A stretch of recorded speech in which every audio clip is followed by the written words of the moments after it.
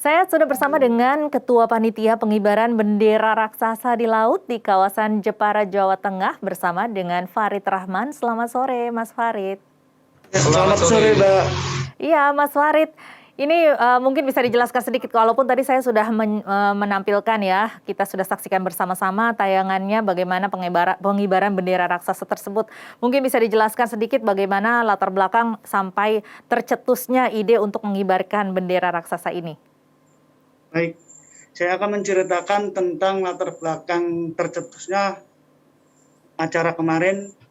Seperti biasa itu acara tahunan, dan dulunya itu seperti biasa tanggal 17 Agustus kita membuat acara.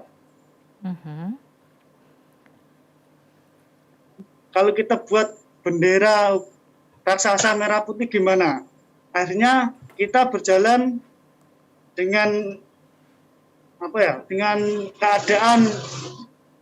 keadaan uang yang dari iuran anggota, terus kita membuat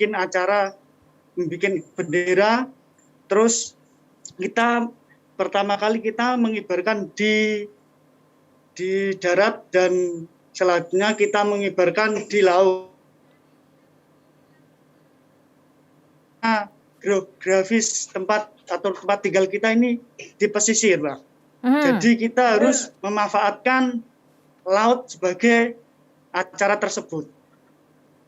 Iya, ini sebenarnya kan sudah 7 kali ya, seperti yang Mas Farid katakan. Dan kalau kita ingat bersama di tahun 2016 itu sempat juga dikibarkan bendera di laut sebanyak 1.000 bendera, bukan ya? Betul ya? Itu di Pantai Telawur. Itu juga rekan-rekan lain yang bikin acara itu. Iya, artinya ini di Jepara memang satu wadah di Jepara. Iya, ini di Jepara sebenarnya peringatan untuk hari ulang tahun kemerdekaan ini artinya dikeluarkan atau diekspresikan dengan cara yang berbeda-beda, dan memang semangatnya ini tinggi sekali. Ini mungkin bisa dijelaskan bagaimana warga Jepara ini memiliki semangat untuk memperingati hari ulang tahun kemerdekaan Republik Indonesia yang demikian besar.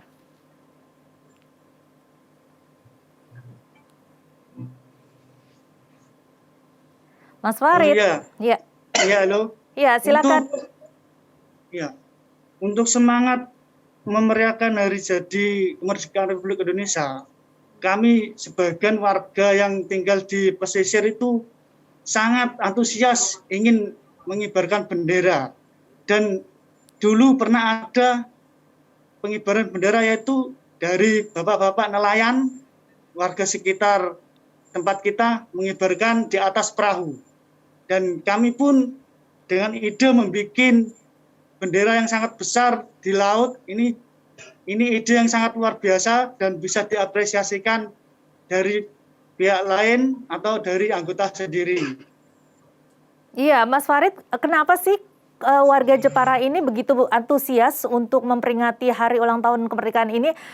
Maksud saya ini di daerah-daerah lain ini tidak sedemikian tidak sedemikian konsisten ataupun sedemikian banyaknya komunitas masyarakat yang memperingati seperti cukup fenomenal seperti ini. Ya, kita harus menghargai jasa para pejuang dan merayakan hari kemerdekaan, karena semangat pemuda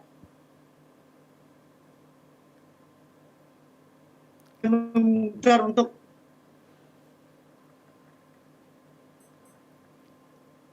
Mas Farid. Ya, halo. Iya, bagaimana Mas Farid? Tadi sempat sedikit terputus suaranya.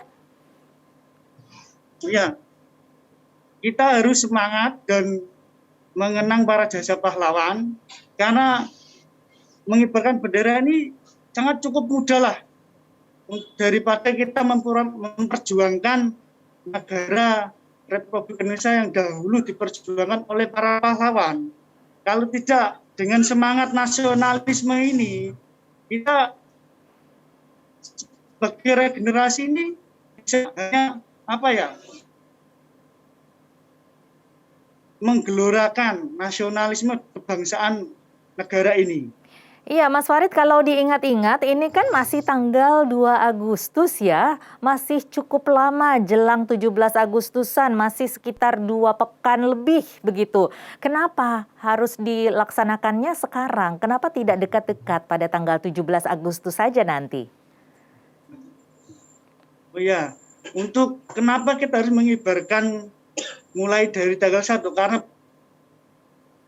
perintah kabupaten canangkan untuk mengibarkan bendera merah putih mulai tanggal 1 sampai akhir bulan dengan serentak. Jadi kita harus mengikuti anjuran dari pemerintah. Dan nanti juga kalau pas penurunan atau 17 Agustus juga ada upacara lagi. Oke, artinya ini nanti akan dikibarkan terus ya, sampai kapan? Ya, sampai 31 Agustus. Sampai 31 Agustus baru dilaksanakan penurunan bendera yang 70, yang berapa tadi ukurannya? Mas Farid? Oke, baik. Nanti kita akan lanjutkan lagi dialog dengan Farid Rahman, Ketua Panitia pengibaran bendera raksasa ini, tetapi sepertinya terkendala dengan koneksi. Nanti kita akan lanjutkan lagi di segmen berikutnya. Pemirsa, tetaplah bersama kami. Dialog Nusantara Petang akan kembali usai jeda berikut ini.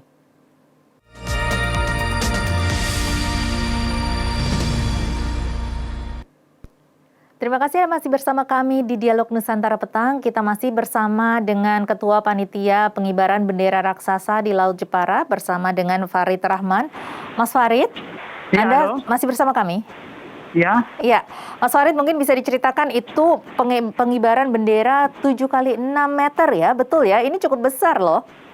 Ini berapa orang dibutuhkan? Ini yang pengibaran dibutuhkan 15 orang. Iya, pengibaran dibutuhkan 15 orang. Waktu itu bagaimana persiapannya?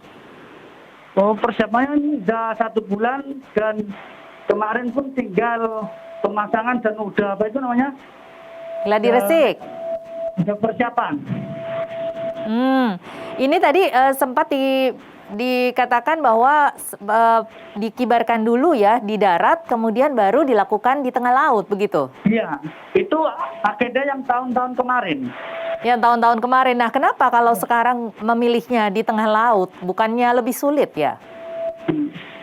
Kenapa? Karena kalau di laut kan lebih menarik dan lebih unik lagi dari yang lain. Apa semangatnya untuk membuat ini lebih menarik? Semangatnya karena ini beda dari yang lain. Terus kita letak geografis tempat tinggal kita kan di pesisir, jadi kita manfaatkan dengan tema laut. Kalau di tahun 2016 ini sempat ada di pengibaran 1000 bendera di laut juga, ini tadi Anda mengatakan bahwa itu komunitas yang berbeda. Nah ini kalau yang ini dikibarkan oleh siapa? Oh, kalau yang dulu itu dari teman-teman yang dari teman-teman komunitas yang apa itu namanya? Apa lupa saya, itu sama-sama komunitas di Jepara lah. Kalau yang sekarang ini sudah 7 kali ini? Kalau yang ini 7 kali dari komunitas saya sendiri yaitu Pasar Adventure. Ini memang apa saja kegiatannya komunitas ini selain melakukan pengibaran bendera ini ya? Ya, alhamdulillah di Jepara Pasar Adventure sangat eksis dalam kegiatan apapun, yaitu tentang penghijauan atau sosial maupun budaya. Contoh seperti kita mengikuti acara penghijauan yaitu seperti penghijauan mangrove atau susur sungai atau bersih pantai, seperti hal-hal yang berbau dengan alam. Sudah ada berapa anggota dari komunitas ini? Kalau dari Pasra 30 orang. 30 orang. Dan Ya. semuanya aktif ya melakukan aktivitas yang peduli terhadap lingkungan, begitu? Iya, alhamdulillah aktif. Ini yang membuat bendera seukuran 7 kali 6 meter ini siapa, Mas Farid? Kalau yang membuat itu ide dari teman-teman semua. Dulu itu lebih kecil, terus dari tahun ke tahun kita bikin yang lebih besar lagi. Insya Allah tahun depan kita bikin yang lebih besar lagi dari tahun ini. Ini memang tidak sulit ya untuk berkibarnya dengan sebesar itu ukurannya. Alhamdulillah nggak terlalu sulit, Mbak. Oke, kemudian dalam prosesnya membuat bendera, kemudian merencanakan untuk melakukan pengibaran bendera seukuran raksasa ini, ada tidak kendala yang dihadapi? Kendalanya itu tentang apa ya? Tentang cuaca. Kadang kan kalau di Jepara ini kalau sore itu rob, air gelombang laut itu naik. Lalu ini bagaimana mengantisipasi supaya tidak roboh benderanya? Oh, kalau untuk mengatasi tidak roboh ini, insya Allah saya yakin tidak akan roboh karena kedalaman yang bambu yang kita tancapkan sekitar 2 meter ke dalam dasar laut. Ini bagaimana caranya menanamkan tiangnya itu sampai 2 meter? Kita buat lubang terlebih dahulu sekitar 1 meter, lalu kita masukkan ujung dari bambu, terus kita tarik pakai tabang, perlahan-perlahan, alhamdulillah bisa masuk sampai kedalaman 2 meter. Jadi ini secara manual ya, bersama-sama dengan secara gotong royong untuk bisa menanamkan tiang tersebut ya, supaya kokoh begitu Mas Farid ya? Iya, secara gotong royong. Tidak dibantu dengan alat-alat apapun? Enggak dibantu, cuma pakai tabang saja. Sejauh ini komunitas Anda ini sudah mendapatkan dukungan oleh siapa saja? Kalau dukungan ini dari masyarakat setempat dan dari ketua RT setempat, dan juga kemarin kami sudah menghubungi Babinsa dan Babin Kamtibmas sudah mendukung, dan Bapak Lurah sudah mendukung. Nah ini saat ini kalau kita ingat kan sedang tinggi-tingginya ya kasus COVID-19 di Indonesia, sementara untuk bisa melaksanakan prosesi ini kan membutuhkan banyak orang. Nah ini bagaimana pelaksanaan protokol kesehatannya di sana? Kemarin kita tetap pakai sesuai protokol kesehatan dengan memakai masker, jaga jarak, dan yang lain-lain. Semua sudah divaksinasi? Sebagian ada yang udah dan sebagian ada yang belum nih. Sejauh ini tidak ada kasus apapun ya terkait dengan COVID-19? Alhamdulillah tidak ada. Dan sekarang Jepara sudah mulai zona oranye dan alhamdulillah sangat bersyukur banget. Nah ini mungkin bisa Anda jelaskan lebih jauh mengenai bagaimana sih kondisi COVID-19 di daerah Jepara? Kondisi sekarang ini sudah menurun, Mbak, untuk zona merah kemarin dan sekarang sudah hijau, karena pemerintah pun sangat gesit untuk penanganan COVID-19. Bagaimana dengan tingkat kesadaran masyarakat untuk menerapkan protokol kesehatan? Cukup menarik seperti masyarakat untuk mentaati protokol kesehatan. Mungkin ini juga salah satu cara untuk menarik wisatawan untuk datang. Nah, ini tentunya karena adanya pandemi COVID-19, pariwisata di daerah sana juga cukup terdampak ya Mas Farid. Nah, ini bagaimana gambaran dengan adanya pandemi ini, dampaknya terhadap pariwisata di daerah Jepara? Untuk pariwisata daerah Jepara ini sangat menurun, Mbak. Karena semua akses pariwisata yang di Jepara ini kan destinasinya pantai. Jadi semua yang dikelola oleh pemerintah maupun pribadi ini ditutup semua dan tidak ada pemasukan perekonomian. Oke, lalu bagaimana caranya bagi warga khususnya di pesisir Jepara ini untuk bisa bertahan hidup? Untuk kalau pesisir ini alhamdulillah untuk nelayan, sebagian nelayan ini sangat lancar, Pak. Dan harganya pun juga cukup lah untuk sehari-hari. Harga jual ikan. Harga jual ikan ya, karena sebenarnya sebelumnya kan sempat juga, kalau tidak salah ya saya sempat membaca ini para nelayan ini cukup terganggu karena permintaan juga konsumsi daya beli masyarakat kan juga menurun sehingga mereka tidak bisa melakukan aktivitas untuk melaut seperti biasa dan harus mencari nafkah di darat begitu. Kalau sekarang bagaimana kondisinya? Kalau sekarang ini udah mulai meningkat berangsur dari yang dahulu sampai sekarang ini sudah ada peningkatan. Nah, tadi Anda mengatakan bahwa komunitas ini kemudian melakukan banyak sekali aktivitas-aktivitas peduli lingkungan. Ini sudah berapa lama kesadaran akan lingkungan hidup di sana ini digaungkan oleh komunitas Anda? Alhamdulillah komunitas ini udah awal berdirinya itu tanggal 30 Mei tahun 2008. Ya.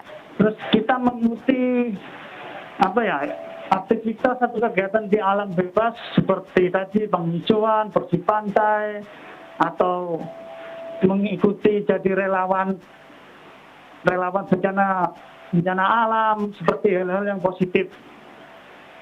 Kenapa sih Mas Farid komunitas Anda ini begitu peduli akan lingkungan? Apa yang mendorong untuk mau peduli terhadap lingkungan hidup? Karena kita sehari-hari hidup di alam, jadi kita harus sangat peduli. Siapa lagi kalau bukan kita yang untuk menjaga alam ini? Sejauh ini apa saja hasil dari aktivitas atau kegiatan-kegiatan yang Anda sudah laksanakan? Alhamdulillah ini udah sampai yang penanaman seperti di lereng-lereng gunung itu juga kita aktif. Penanaman apa Mas Farid, sorry? Untuk penanaman yang di lereng-lereng gunung itu. Oke. Ini juga sebelumnya kenapa ada masalahkah di lereng gunung tersebut? Bagaimana kondisinya sehingga kemudian dilaksanakan aktivitas tersebut? Oh, sekarang kan hutan udah mulai gundul dan udah mulai penebangan liar itu udah banyak. Apalagi di daerah Jepara ini lereng gunung yang sebelah Jepara ini kan sudah mulai ada kegundulan. Jadi kita harus peduli dengan alam di sekitar kita. Ya, bagaimana dengan kondisi di bawah laut di Jepara sendiri?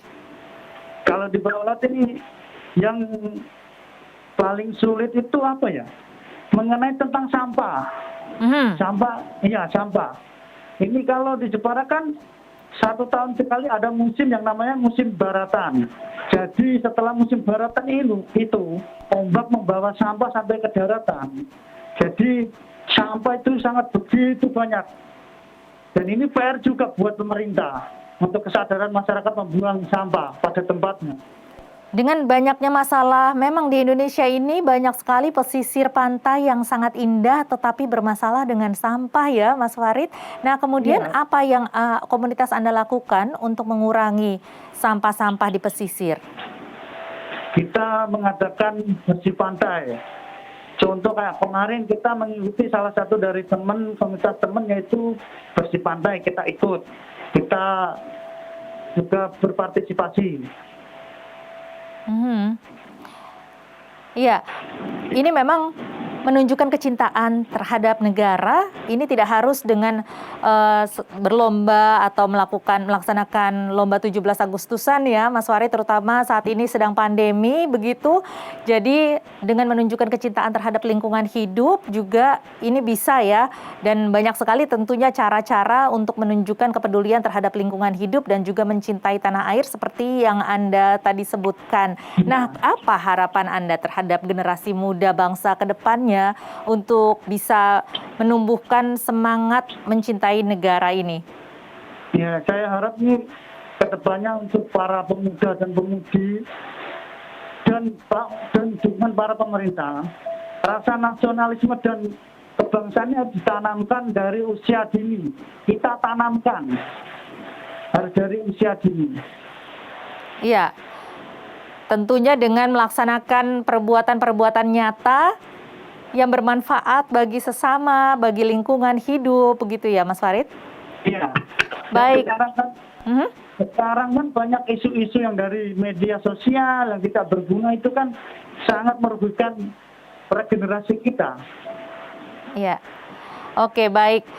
Baik Mas Farid, mudah-mudahan tetap semangat untuk bisa melestarikan lingkungan hidup yang merupakan juga sebagai wujud nyata cinta tanah air, dan juga mudah-mudahan semakin banyak lagi orang-orang yang terinspirasi dan ikut juga bergabung dengan komunitas Anda. Terima kasih banyak Mas Farid. Ya, sama-sama Mbak.